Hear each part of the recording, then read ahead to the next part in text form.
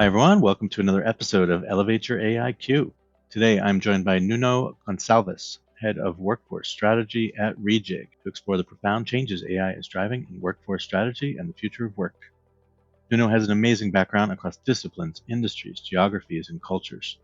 In our conversation, we unpack the critical role of human-centric approaches in navigating the rise of AI and automation, and discuss how organizations can leverage AI responsibly to adapt to the evolving landscape of skills.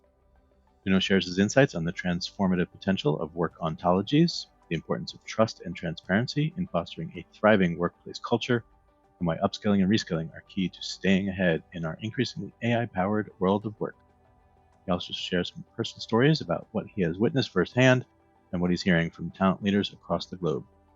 If you've been thinking about the intersection of AI and skills-based workforce strategies, there's plenty of insight from Nuno in this wide-ranging conversation. As always, thanks for listening. Let's dive in.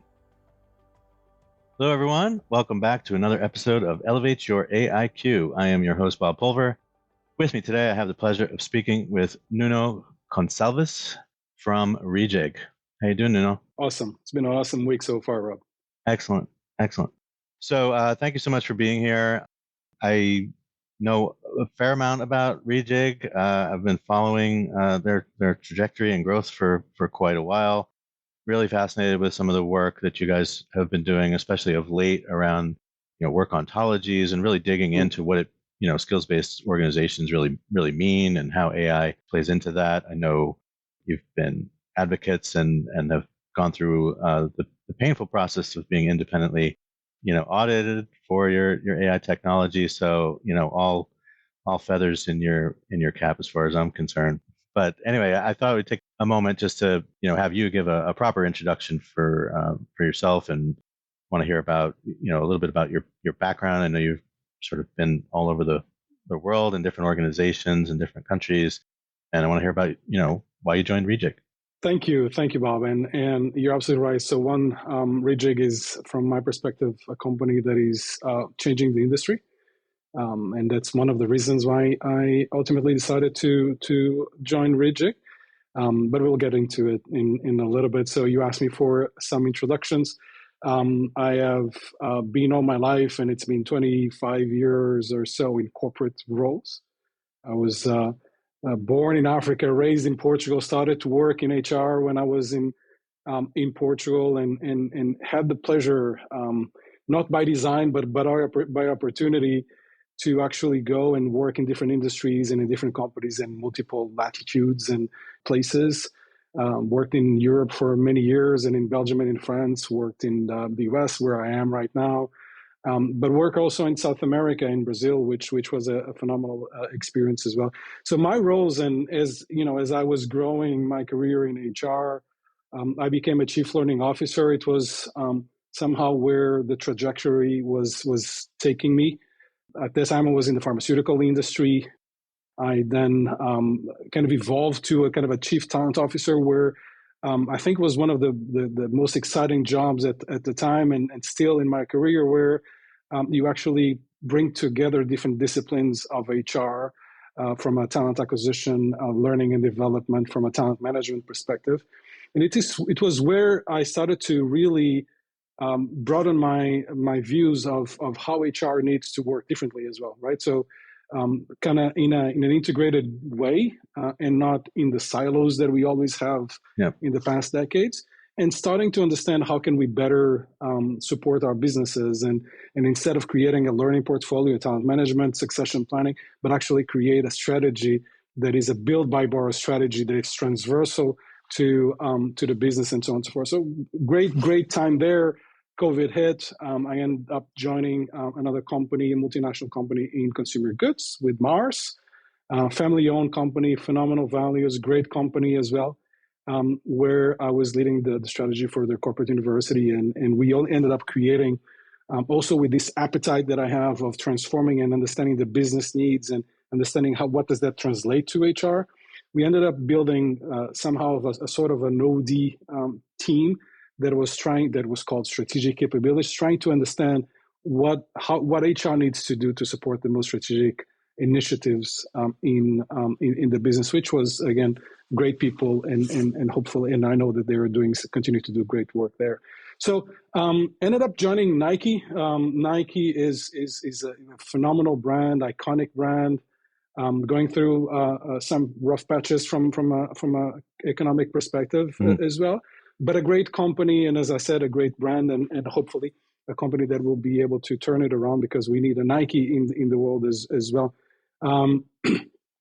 Left Nike beginning of summer last year, and really wanted to start understanding, because we all see these Gen AIs and agentic AI and everything.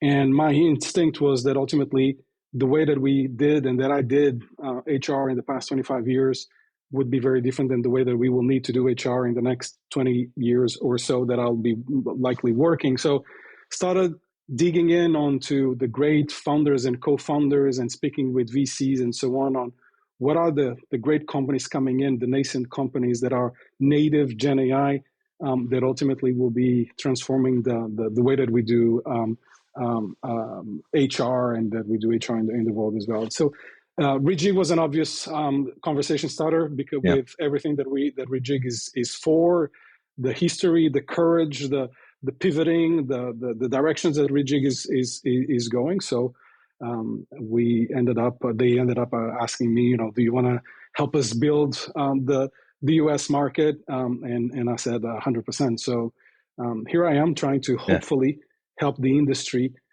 get to a place where they can do, and they can take the place, and they can do what HR needs to do, which is ultimately anticipate the needs of the business, but also making sure and being very bold. You'll hear me talk about being very bold in the way that you do work, but also being very responsible in the way that you reskill and upskill your employees to be able to be have a sustainable career, have jobs, and that ultimately will exist in the future as well. So that's been my trajectory so far, where I'm here at Reejig, and hoping to shape and reshape the industry as we go.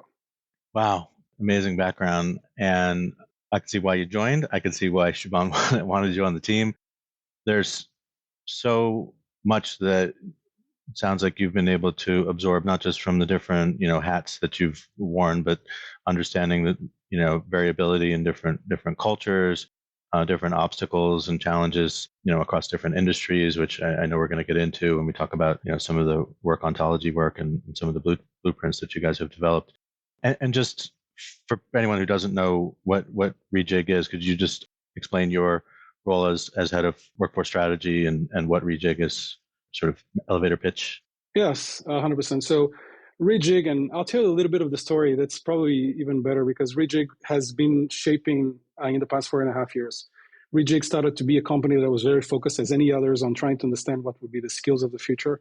Yep. The World Economic Forum was at that time also saying, okay, AI is coming and so on. And as many other companies 5 years ago, Reejig also wanted to be a company that solves for that problem and answers that question. So Reejig started as any other companies with technology and building a skills cloud and building a talent marketplace and a career pathing and technology that ultimately allows people to select and understand what will be their career and the evolution and the upskilling and skills that they will need in the future. So 2.5 years ago, then Siobhan and the co-founders and the team there said, listen, we don't have good enough data.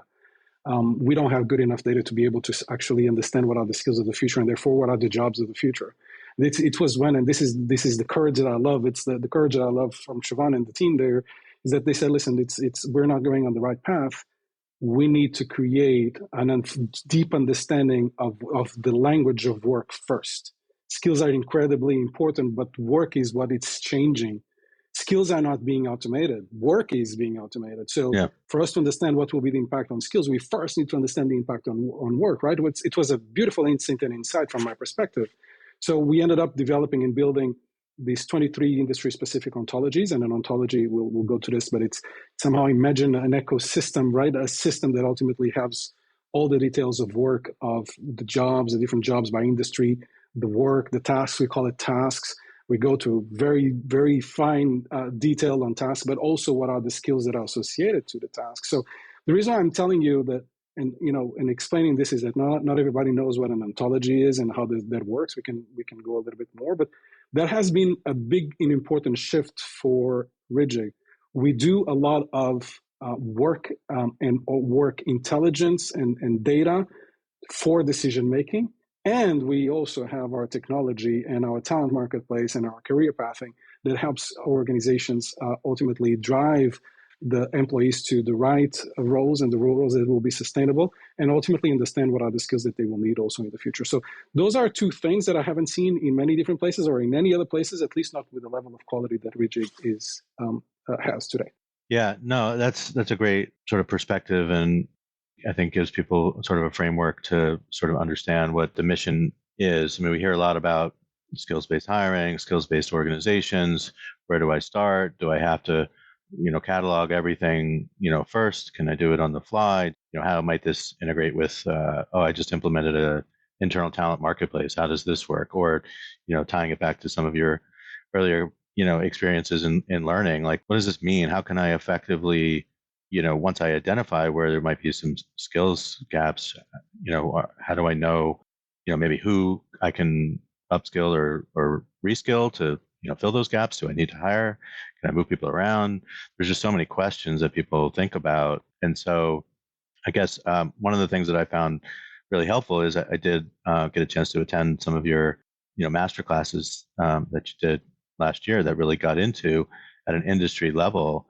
Here are some things that we're seeing, right? Like, this is how to think about some of the skills, and you talked about it before, that AI and automation it's not about the skills. We're talking about the tasks and the work that actually has to be done. And if you use that as your sort of pivot point, then you can look around in a sort of network analysis or like a sort of a graphical kind of way, like, what are the skills that could be needed to execute that task, and what other tasks would those skills allow me to do, or whatever, because you've got to start thinking about how roles get redefined.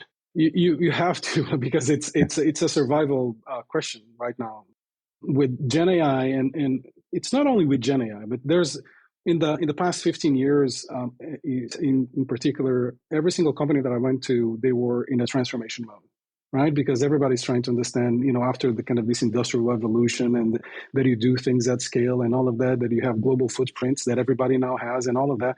What is the next big thing that ultimately will give you the advantage towards the others, right? Yes, you can go in IP, and you can, pharmaceuticals, you can have your drugs, you have your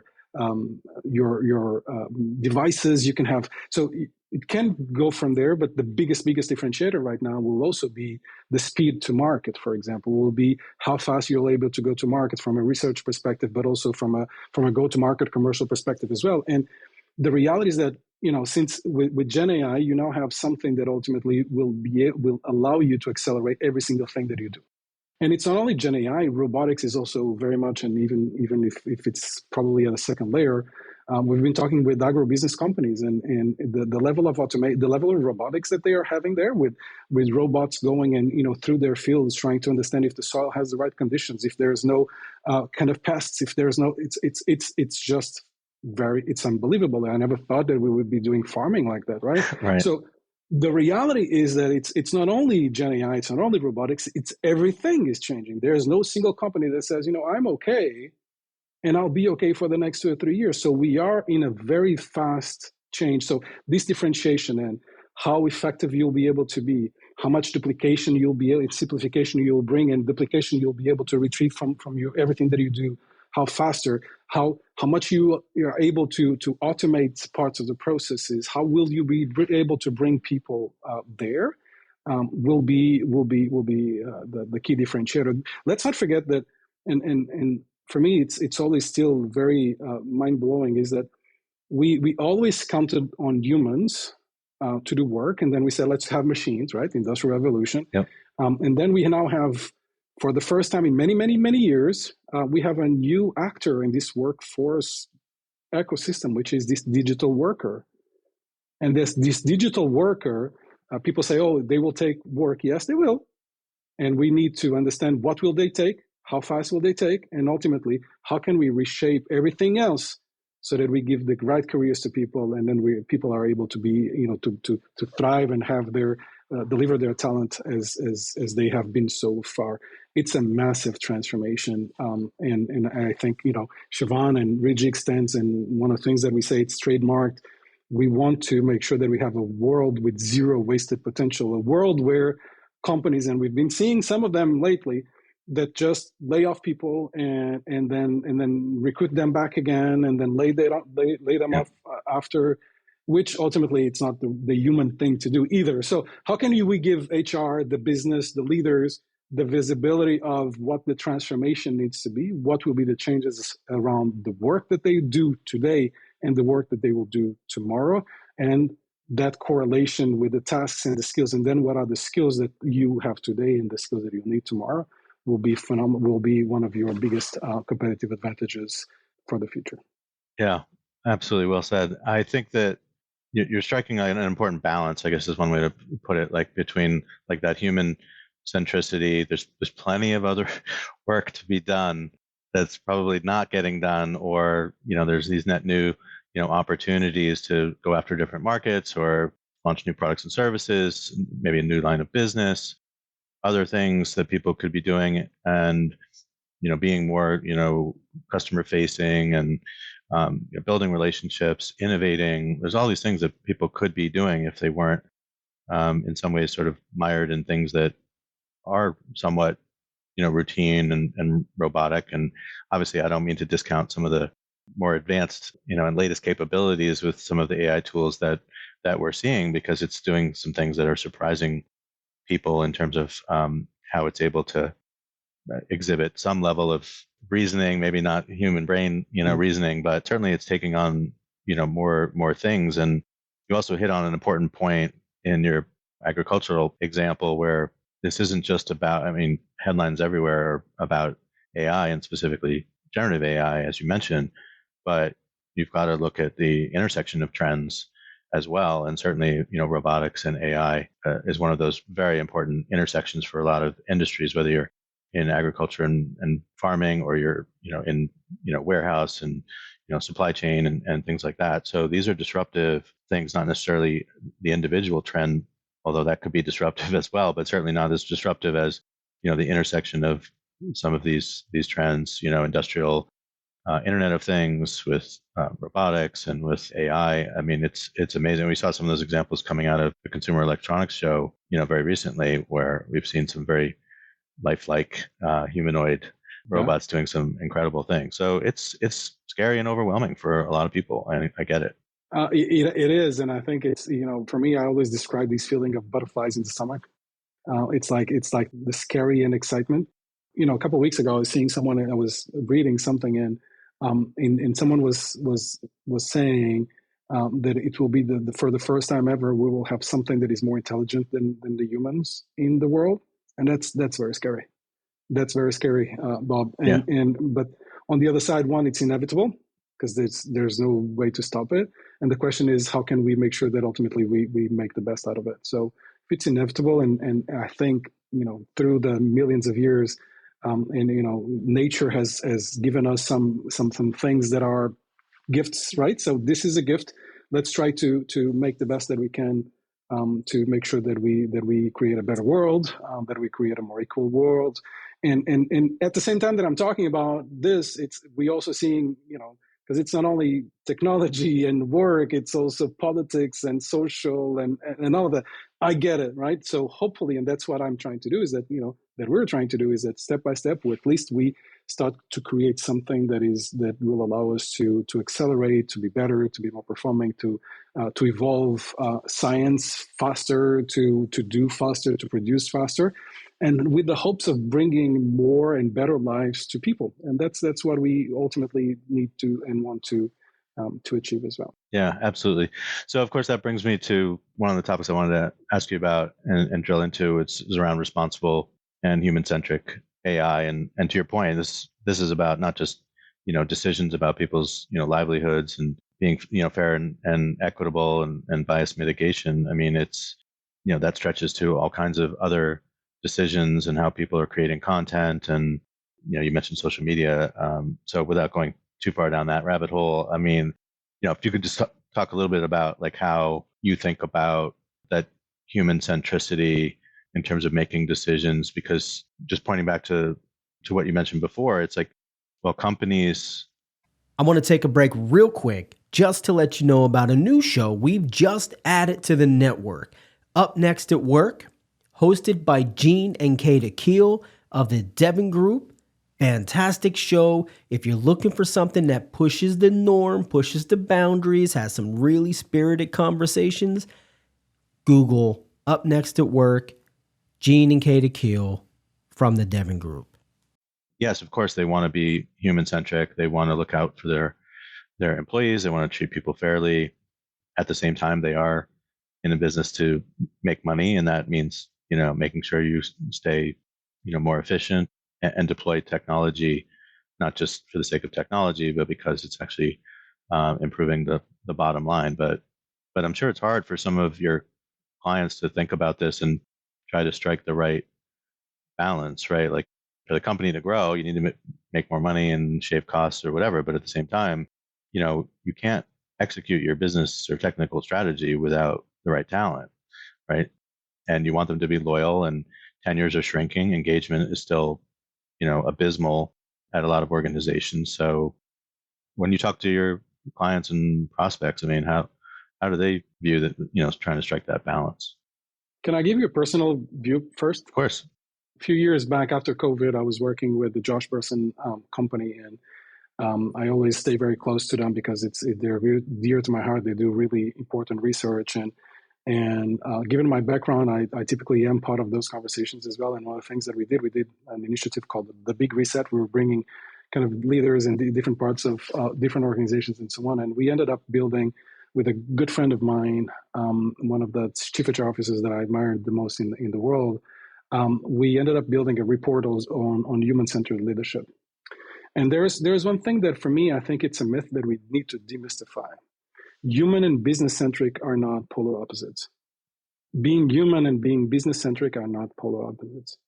You can be business-centric and ultimately be very human.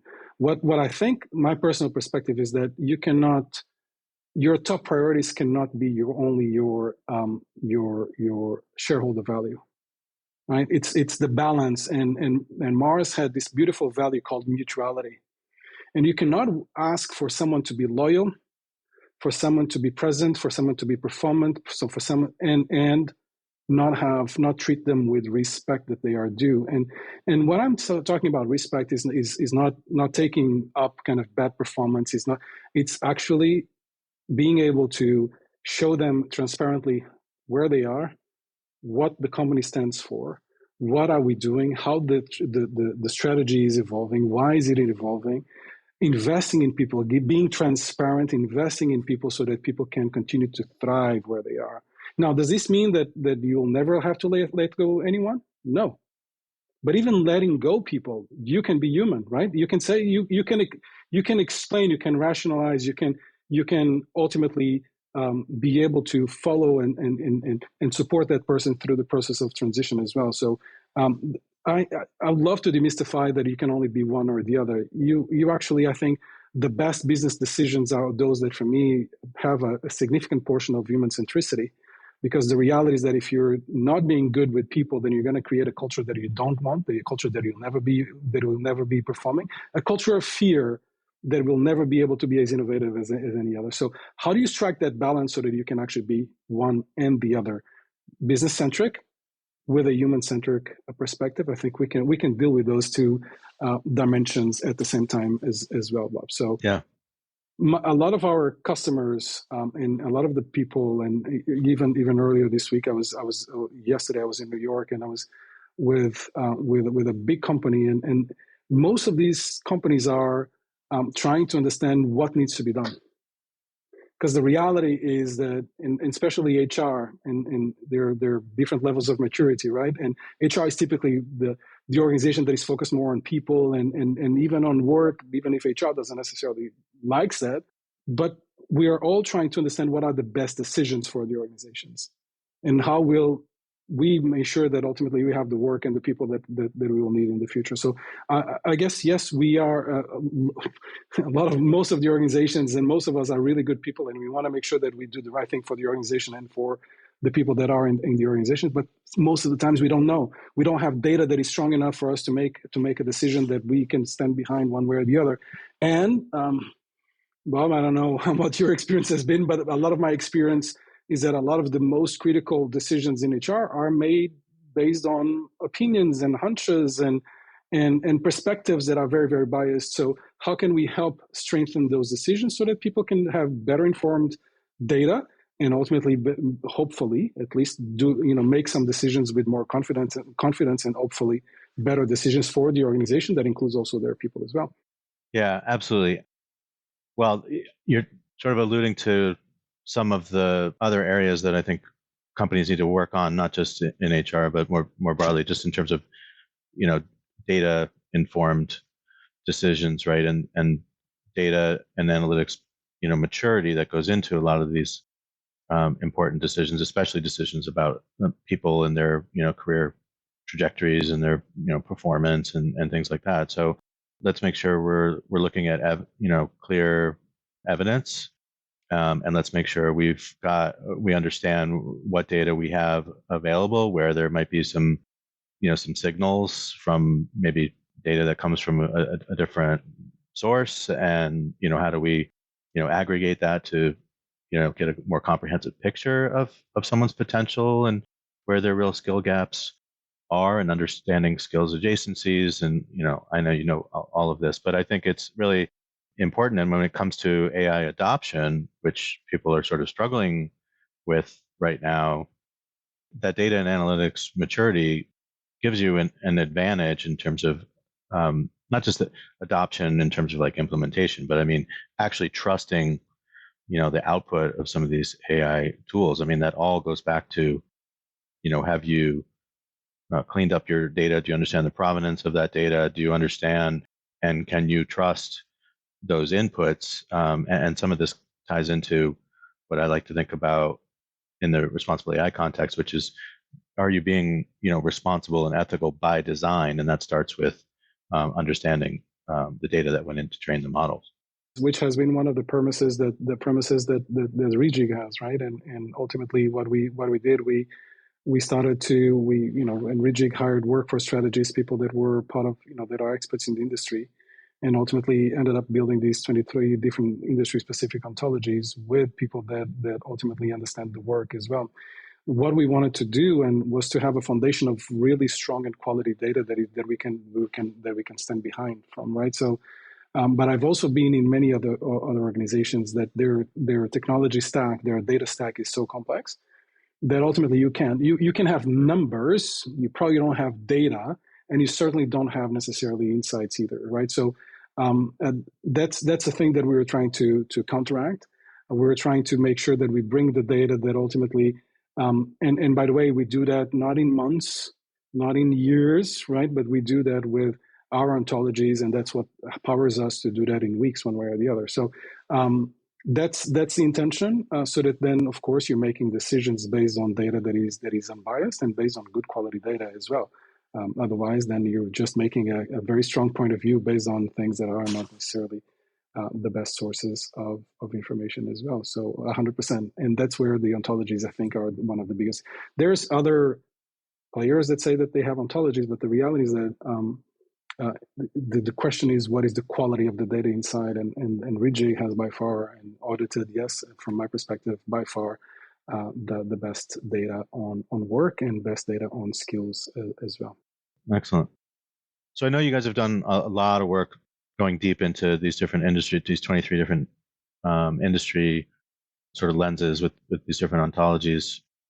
I guess I was curious about looking at it from a different dimension, given all of your vast, global, work experience. I mean, do you see, are there any particular like differences or similarities from a geographic or cultural perspective that you've witnessed in terms of how people are thinking about, the work that you're doing? There are always, and I think there's, if we look back in probably the past 15, 20 years, a lot of the trends start typically in North America. And then Europe is typically more regulated, so it takes a little bit more time, but eventually gets there. And I think, and this is my belief, that ultimately South America is, for me, and it's a geography that ultimately it continues to follow some of the leads as well, and following also the lead of the US. So a lot of what I see, and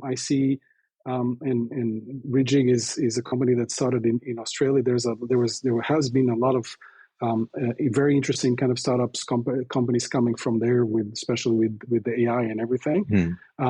So I'm starting to see bubbling a lot of the a lot of expertise in different parts of the world. The U.S. continues to be the biggest market from an economical perspective. So you'll see the penetration of new things and new technologies and new approaches much faster in the U.S. than in any other part of the country of the world.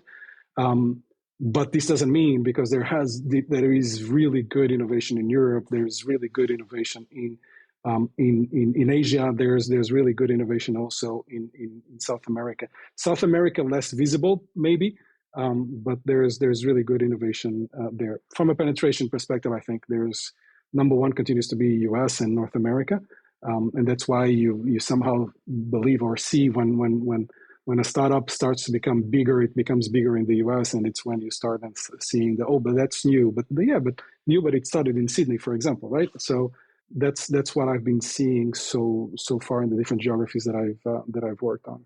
And I think one of the things that, I guess, related to responsible AI, but more broadly, just in terms of how people are embracing the technology. You mentioned all these different sort of hotspots of innovation, and people are progressing on different trajectories and different speeds. But there's also that balance that people need to strike. Everything's about balance, right? Mm-hmm. But just balancing, responsibility with innovation. I mean, sometimes, legislation or even proposed legislation and, being risk averse versus, leaning towards, let 1,000 flowers bloom and see what happens or whatever. I mean, I imagine because legislation is such a sort of patchwork across the globe that, that could influence, the speed or, the sort of risk profile of different organizations. Yeah, listen, I think it's different rules and different rules of engagement as well, right? So, and that's where it's interesting, right? I think I mentioned this to you. I was born in Africa and I was raised in a small country in Europe, and the reality is that companies and innovators that are coming from some less privileged places, it just takes them much more time to actually be able to come to market with something, exactly because of those regulations. Now, should we lower the levels of regulations or not? It's a different debate. But the reality is that right now, if you're an innovator in Portugal or you're an innovator in the US, your chances of actually bringing something to market are exponentially higher in the US, not only because the regulations are lower, but because there's also more money here. But if we cannot change the money kind of factor from a speed perspective and a regulation perspective, it's much slower in other parts of the world as well. So that's something that we haven't been able to equalize, that access to or the ability to get to companies that ultimately are as fast as some of the others that are in less regulated places as well. So maybe something for the future. I'm not too confident. Yeah. But maybe something for the future. Yeah, I am very interested in how legislation in the U.S. Evolves over the next even 6 months. Yes. So we'll see. It's another podcast, Bob. It's another podcast. Yeah, exactly. One of the things that I wanted to circle back on when it comes to skills, I know Reejig has spent a lot of time, and I think Siobhan specifically has some affiliation with the World Economic Forum. As you know, they just came out with their new jobs report for 2025, and my LinkedIn feed is now filled with people giving their hot take on some of that. But some of what I saw was novel and very interesting. Some of it was relatively consistent in the sense that even as AI is maturing and evolving and at a speed we can't necessarily, predict, but, they did a reasonable job trying to do so. But one of the things that, stood out to me over the last couple of years is, what are the most in-demand skills that are expected, through, 2030, I think this report talks about. And to no one's surprise that's been paying attention to a lot of this, those top skills that are in demand are not technical skills at all, right? They're human, cognitive, leadership, management kinds of skills. So I guess I'm curious about like how, Reejig, or how you personally and how, Reejig and maybe how your clients think about that in the context of, building their sort of skills ontology and just thinking about that as they use this for workforce planning and lots of other things. I agree with you. So there's a focus and a continuous focus that is not new and has been like that maybe the past 7 years on the human skills, whatever they call it, the skills that are kind of that only human can ultimately have. So the ones that we will not be replaced by AI. Got it? Okay. I think there's from my perspective, that's one that's not new. Second, I think. What we will have to do is to probably change a little bit the way that we think as well. So one of the premises in all our the education system somehow tells us that we need to think linear, right? Even math, right? The way that we teach math, it's that we need to think linear. And the reality is that now with AI, you don't need to think linear, you need to think systemic. So it's a big shift one way or the other. So we continue to see, and one of the things that we do at Reejig, we estimate and we infer what are the tasks that are more exposed to automation, right? And if you have production tasks, they are typically kind of technology based. There's a high level of exposure to automation. Now, if you start having more management tasks, the exposure is lower. If you start to go more to leadership tasks, the exposure is lower, right? So if you start to go more kind of innovation, the exposure is lower as well. So we do a lot of that work because not only we show the work at the task level, but we also start making sure that you understand what are the tasks that ultimately will be less human and that will be automated and given to agents and AI agents and AI workers versus those that will stay. So we no longer, so it's not new, and we already have that embedded on our ontology. So with every single deal and client that we go to, we provide them with this level of visibility. Now the question is, for example, we can say, listen, you have 10 jobs or 10 roles in one function or one subfamily, doesn't matter, right? And you can have, this role is 30% of those tasks are exposed to automation. This role is 70%. So what are you going to do, right? So when you start seeing all of this, it can even start to be overwhelming because there's the potential of automation is across the board. So what we do is ultimately we go through with them and say, okay, listen, what are you ready to automate? Because in some cases, even automation requires some investment as well. So what are you ready to automate? So we actually guide them through the process, because you cannot be non-automated to everything is automated in one go. So we guide them through those tasks. We guide them through that process to understand, okay, yes, we're ready to automate parts of supply chain. We're not ready to automate part of our commercial. And then that will feed also the speed of evolution of the skills that you'll need as well. So I guess what I'm trying to tell you is that, one, not new, so it reinforces what we've been saying. Yeah. Second, not every company will do kind of 0 to 100 in one go. They will have to make their decisions on what are the areas that they will be evolving in, most likely the most critical areas. But the reality is that gives you a little bit of time to be able to become the worker that you need to be in the future. Josh has just released his one of his reports, and he starts to talking about in 2025 about this super worker. Yeah. And what is this super worker? Is one that maintains a differentiation from the digital worker, so that knows that part is safe between brackets, but also another one which ultimately allows these people to understand how to deal with AI and how to leverage AI to become faster, better, more efficient, with better insights, making better decisions, and so on and so forth. That for me is the most critical thing, is to actually help people shift from a linear perspective to more of a system view and understanding what can be done with AI. And yes, still excelling on everything that is critical thinking, on everything that is innovation, on everything that is around reading cues with people in management and conflict management and so on and so forth. So yeah, I think it's even more time for us, for humans, to become more humans, which is, I think, is bad. I think it's good. I think it's a good thing. I do think it's a good thing. You reminded me that I did just came across Josh Berson's The Rise of the Superworker, I believe the report was called. So yeah, I'm looking forward to digging into that. I had just commented, I think, on one of Glenn Cathy's. What I love about the Workforce Agility Limited series by Cornerstone was we talked to executives and customers all about skills.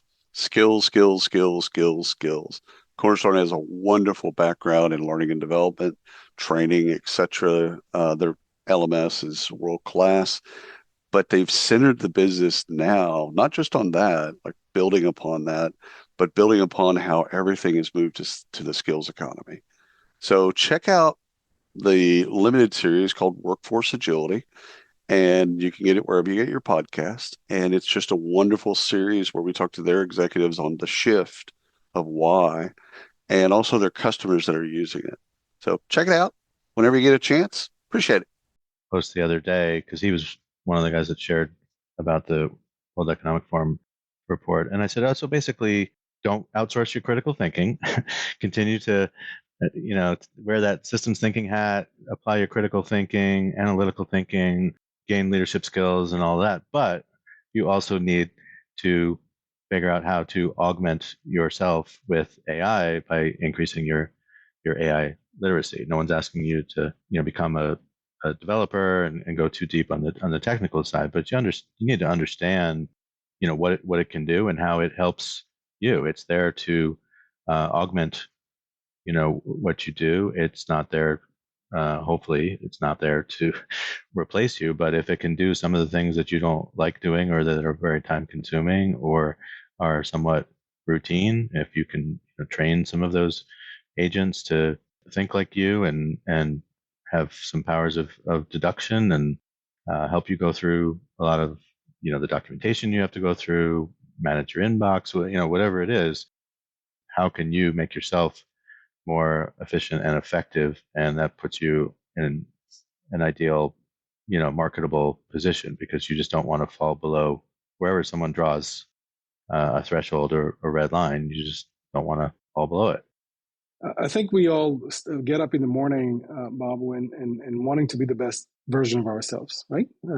I don't think I've never heard of someone saying, I'm going to be the lowest version of myself today just because, right? Right. So Right. we want to be the best version of ourselves, but sometimes we have fear, sometimes we have emotions, all of that, right? Yep. And the reality is that some people will be early adopters and say, okay, kind of more fearless, and others less.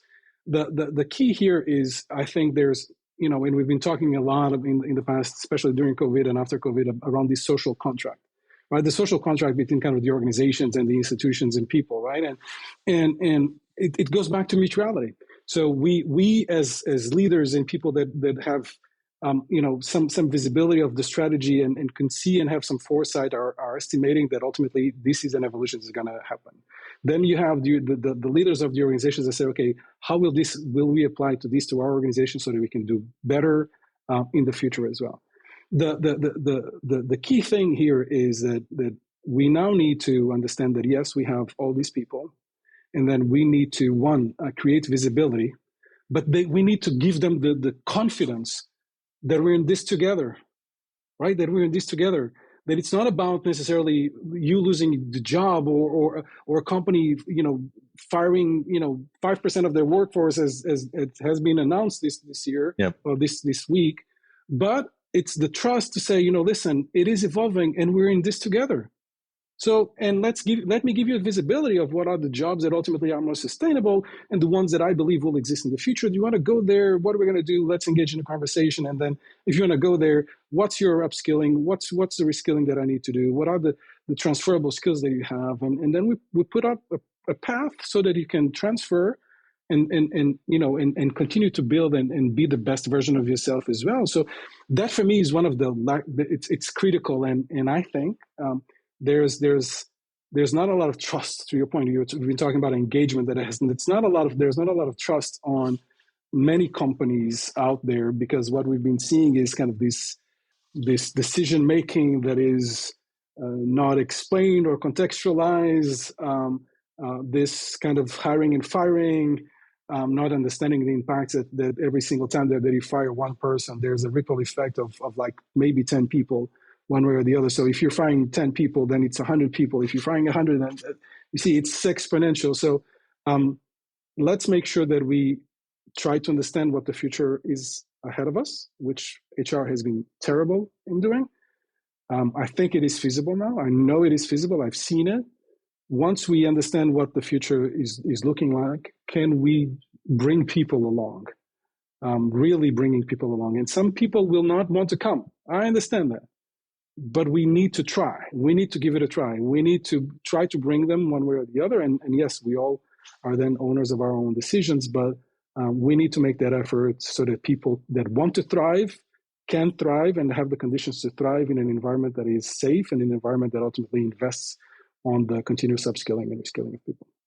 That last point is where my mind went, because just thinking back to my time at IBM, one of the last projects that I was involved in was they created this huge learning platform called Think Academy, when they needed the entire organization, 350,000 people, to understand what it meant that IBM Watson was sort of the future of this company. And more than half of the organization is just like, what they didn't understand their role that they currently had or that they could have as it relates to that, because they're just too many sort of degrees removed, or that was the perception that they were just, this isn't something that they sell, build, anything. So you had to bring it to life. You had to build some digestible information for non-technical audiences that really talked about what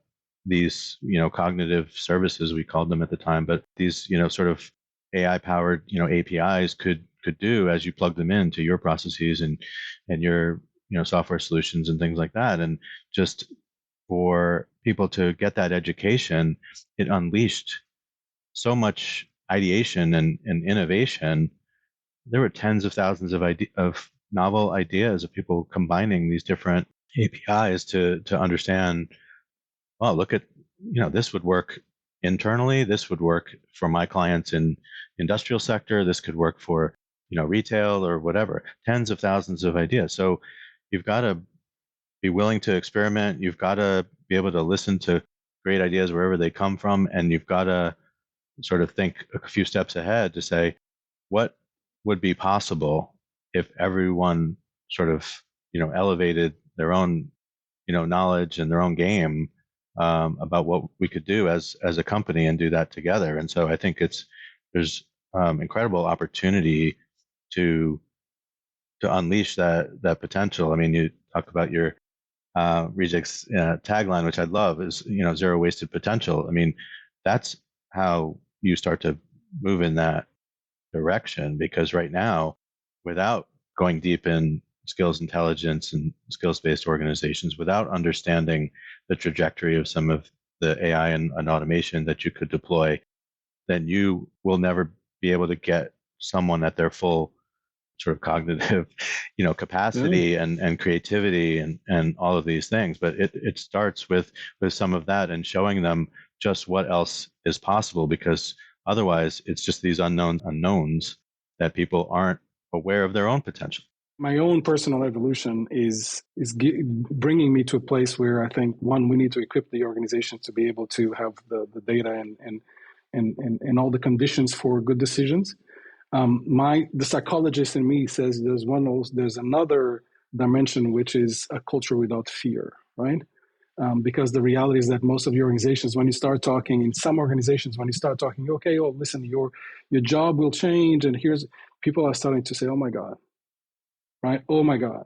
right? And then they disconnect because they're always trying to understand, okay, what's going to happen to me, what's going to happen to me, and so on and so forth. So I think this trust on yes, it is changing, it is evolving, but we got you. We're going to go together. This is a second piece, right? So because then you need the good decisions, but then you need the people to actually help you implement those decisions as well. So you're absolutely right. It's even more complex than the data. If the data is already very complex as well. And earlier today, I was with an analyst team, and they were saying, listen, it seems that HR, given we were at the end of the conversation, I was telling everything about what we do and how do we bring together and create somehow of a work operating system. So the details of work so that we can understand, okay, if we shift this, what's going to happen and so on. And they say, listen, then what you're saying is that ultimately in the past decades, HR has been trying to focus on skills in different parts of the organization and comp and from a job architecture perspective, and then talent acquisition, talent management, L&D, leadership development, all of them in parallel and not actually being fed by something that is common, right? So if comp already has a very different vocabulary than talent acquisition, give them two different data sets and they will never understand each other, right? So how do we bring that together from a data perspective so that then people can start to say, okay, but hold on, but this makes a difference because we're talking about different levels of seniority in one roles in the job architecture, but hold on, but that then is reflected also on the skills that I need to hire, and that is also reflected on the proficiency, right? On the skills that I need to develop. And yeah, so it's that common language will be critically important. So I guess what I'm saying is that common language, that common around work, around skills, that will power a skills-based organization, but also a culture that will allow people to understand and be transparent, understand where we are, where they need to go, and how to get there as well. Yeah, and I think that many organizations still have a lot of work to do in terms of that sort of cultural sort of message and adaptation that results from it, right? And so I think there's some level of AI, literacy and upskilling that everyone in the organization needs, regardless of role or seniority. And certainly the leadership team needs to get their hands dirty so that they understand it for themselves and understand when good ideas come to them to be able to recognize those and see the opportunity. Totally switching gears with you, Nina. I was curious, just from your personal perspective, like, are there any particular like generative AI, tools that you find particularly interesting? Anything that blew you away in a good way or a bad way, in a concerning way? So, Bob, can I tell you a story? Just a few weeks back, I was connecting with a very good friend of mine that was a C-level executive at Airbnb, and then he went to work to another company, and he's been working and building kind of agents and agencies of AI agents as well. And he was trying to solve other issues, and he's trying to focus on more on procurement and more on making sure that companies actually make good buying decisions and so on and so forth. So how to do that. So, and then he said, listen, Nuno, what's the most complicated thing that you guys are dealing with? And I said, listen, we've been at the skills-based organization for at least a decade, if not more.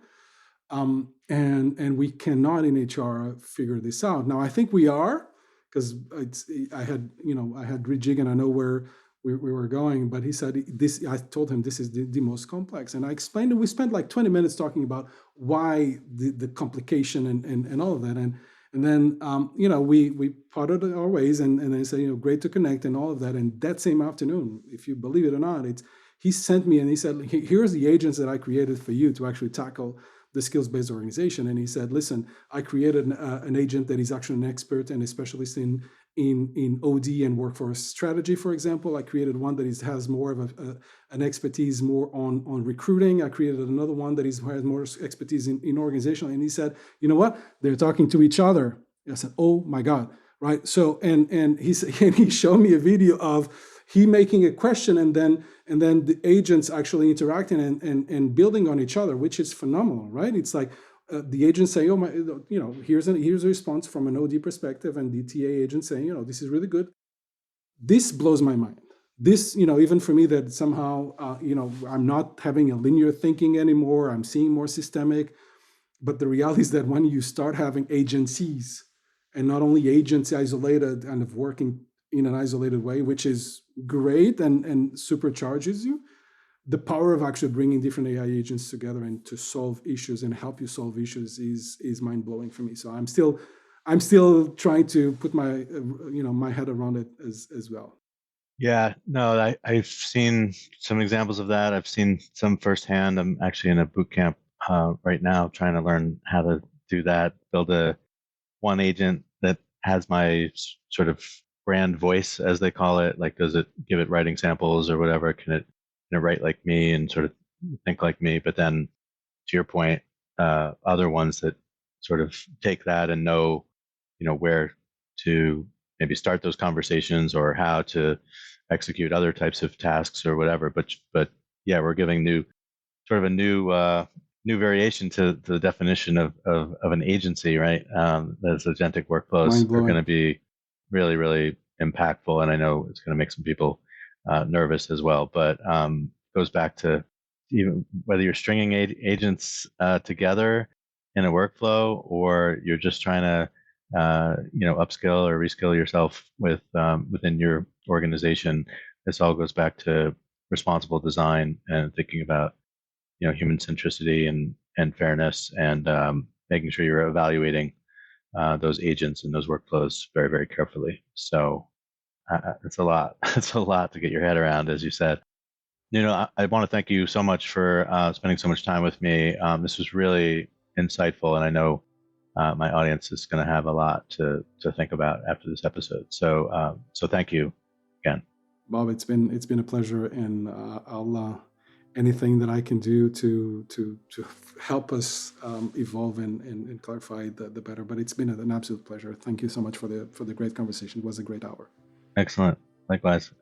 Thank you again, Nuno, and thank you everyone for listening. We will see you next time.